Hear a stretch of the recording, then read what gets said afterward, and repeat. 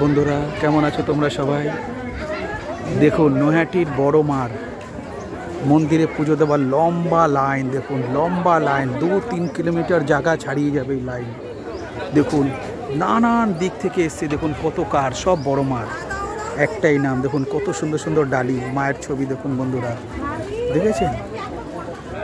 স্থানীয় প্রশাসন এখানে নানা রকম যাতে কারো কোনো অসুবিধা না হয় পুণ্যার্থীদের।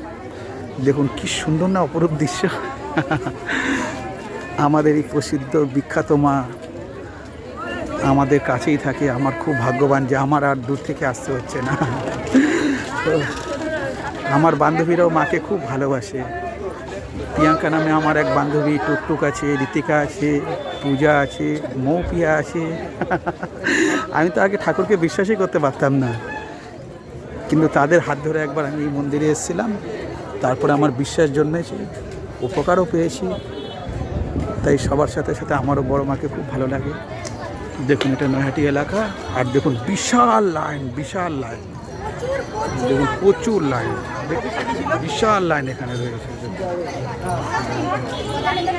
অনেক বড় লম্বা লাইন, দেখেছেন? সেই রোদ্দুর গরমকে উপেক্ষা করে নানান প্রান্ত থেকে দর্শনার্থীরা পুণ্যার্থীরা এসছে পুজো দিতে, সেই ভোর 3-4টে থেকে। ঠিক আছে বন্ধুরা, ভীষণ ভালো থেকো তোমরা সবাই।